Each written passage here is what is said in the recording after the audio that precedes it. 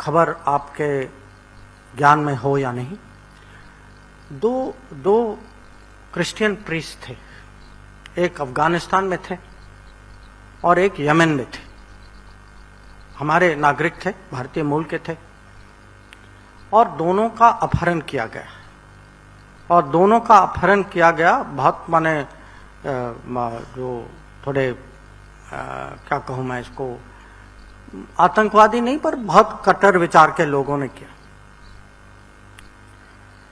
और वो कहते हैं कि इनको छुड़वाने में प्रधानमंत्री ने कितनी मेहनत की, और वो कहते हैं कि वो फॉरेन मिनिस्ट्री के पीछे पड़ गए। और ये मैं इसका सबूत मैं आपको दे सकता हूं कि वो सचमुच पीछे पड़ गए। कहा हर हफ्ते वो चेक करते थे क्या हुआ, इसका कैसे निकाल रहे हो, क्या प्रगति हुई, किससे बात कर रहे हो।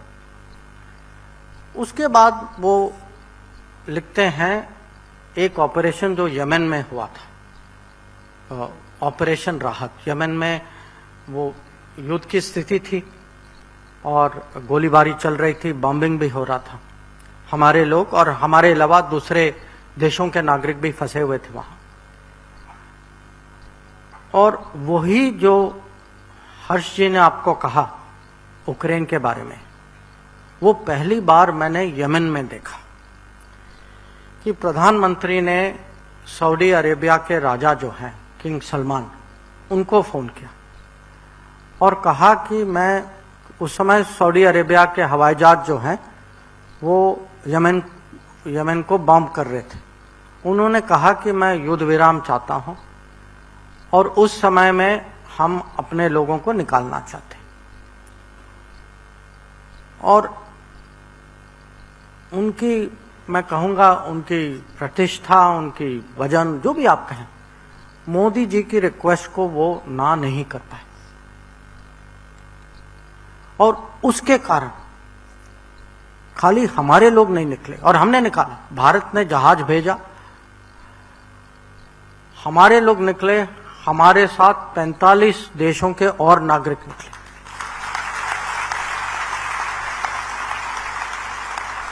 और ये मेरे लिए मेरा पहला अनुभव था कि जब आपके प्रधानमंत्री की इतनी इज्जत होती है, इतनी लोग कदर करते हैं। ये मैं कहूँगा डिप्लोमेसी में इससे बड़ी, कूटनीति में इससे बड़ी, माने डिप्लोमेट के हाथ में ऐसा कुछ कार्ड, इससे बड़ा कुछ हो नहीं सकता। अब यही चीज इस साल यूक्रेन में साबित हुआ कि आप जानते हैं कि हमारे 20,000 से ज्यादा विद्यार्थी वहां युद्ध के बीच में फंस गए थे और उनमें से 2 शहर ऐसे थे जहां सचमुच माने वो डेंजर में थे कि रोज फायरिंग हो रही थी, गोलीबारी चल रही थी आपस में। और एक शहर ऐसा था कि उसमें 3 साइड थे कि यूक्रेन की आर्मी भी थी, रशिया की भी थी और एक कुछ जैसे प्राइवेट या नॉन ऑफिशियल लोग भी हथियार लेके घूम रहे थे। और हम लोगों ने बहुत कोशिश की उनको वहां से निकालने में, पर आप जानते हैं कि जब गोली चलती है कि कौन बाहर आएगा। अगर आप दूसरे शहर सुमी में, तो हम वहां बस भी ले गए, लोग बस में चढ़े, गोली शुरू हुई, वो वापस अपने हॉस्टल में चले गए। तो एक बार नहीं, बहुत बार कोशिश की। फिर अंत में दोनों शहरों में, खार्किव और सुमी में, प्रधानमंत्री ने प्रेसिडेंट पुतिन को फोन किया और यूक्रेन के प्रेसिडेंट जेलेंस्की को फोन किया और कहा कि हमारे बच्चे फंसे हैं और मैं चाहता हूं, ये मेरी रिक्वेस्ट है कि जब तक वो निकलें आप हमें टाइम दीजिए, इस समय सीमा में उनको निकालेंगे और आप मुझे अपना वचन दीजिए कि इस समय फायरिंग नहीं होगी। और उसके कारण हम इन दोनों शहर से हमारे लोगों को निकाल पाए। अब ये जब हो रहा था यूक्रेन में। मुझे अभी भी याद है उस समय उत्तर प्रदेश में चुनाव हो रहा था, और आप जानते हैं जब चुनाव होता तो प्रधानमंत्री जी तो लग जाते हैं इसमें। वो सुबह सुबह निकलते थे और रात को आते थे, माने पूरा दिन उनका यूपी में लगता था। और माने स्वाभाविक भी है, और हमारे लिए माने इसका महत्व तो आप जानते ही हैं कि जब तक वो खुद न जाएं। पर ये देखिए, सुबह निकलने के पहले माने 7 बजे के पहले वो चाहते थे कि मैं रिपोर्ट दूं कि आज क्या हुआ है, माने कल रात को क्या हुआ था, पिछले रिपोर्ट के बाद नई घटना क्या थी। और जैसे ही वो उनके प्लेन या हेलीकॉप्टर दिल्ली में उतरती थी, अगला फोन आता था कि अच्छा भाई 12 घंटे हो गए, तो आप बताइए क्या हुआ। तो कभी जब तक ये लोग फंसे हुए थे वहां पर, आपको ये भी याद होगा कि हमारे 5 मंत्री वहां गए थे। आप ही सोचिए, आपको कभी याद है कि भारत सरकार ने 5 मंत्रियों को बाहर माने हमारे नागरिकों को वापस लाने के कभी भेजा था? आप कमिटमेंट देखिए, और ये देखिए कि इसमें कमिटमेंट के अलावा टीम स्पिरिट देखिए कि ये 5 जो थे वहां, जो यूक्रेन के पड़ोस में, सबको जिम्मेदारी दी गई थी कि सिंधिया जी रोमानिया में थे, हरदीप जी हंगरी में थे, किरण रिजिजू स्लोवाकिया में थे, जनरल वीके सिंह पोलैंड में थे। सब लोग अपना अपना वहां कर रहे थे।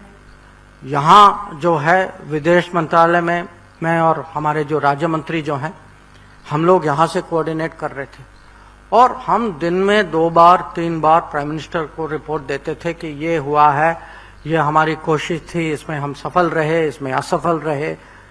और इतनी डिटेल मॉनिटरिंग थी। और खाली मॉनिटरिंग की बात नहीं, जब कोई भी सिस्टम, कोई भी मैं कहूंगा ब्यूरोक्रेट, कोई भी मंत्री देखता है कि प्रधानमंत्री की वो कमिटमेंट, तो ये पूरे सिस्टम में इसका करंट जाता है।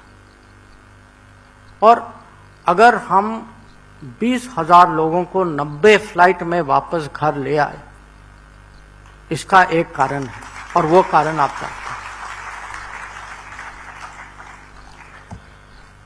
अब मैं आपको, और भी लेखक हैं और भी बड़े जाने माने लोग हैं, पर थोड़ी यहाँ भी समय की सीमा है, तो मैं अपने बारे में कुछ कहता हूँ, क्योंकि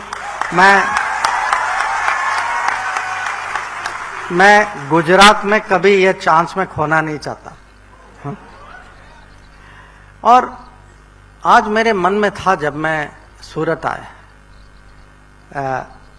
ये कभी कभी मेरे से प्रश्न पूछा जाता तो कि आप मोदी जी से पहली बार कब मिले, और मैं मिला उनसे 2011 में, जब वो चीन आए थे। उस समय मुख्यमंत्री थे, मैं राजदूत था वहां, और मैंने इसके बारे में लिखा है, इस किताब में लिखा है। पर उसके पहले हमारी बातचीत भी हुई थी, आने के पहले। और ये बातचीत जो सूरत के रहने वाले हैं ये जरूर याद रखेंगे। आपको याद है कि 2010 में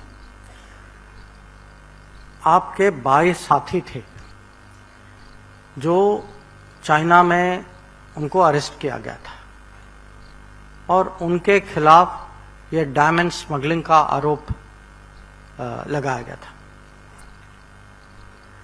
अब देखिए, पूरे दुनिया में भारतीय नागरिक और भारतीय मूल के लोग 3 करोड़ से ज्यादा है। मैं 22 लोगों की बात कर रहा हूं।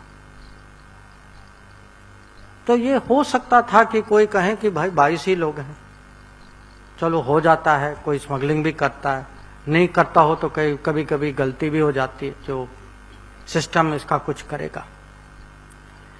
मेरा पहला कांटेक्ट, मुलाकात नहीं थी उस समय, मेरा पहला कांटेक्ट मोदी जी के साथ इस विषय पर था।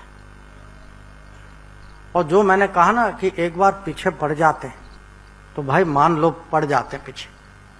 हाँ? और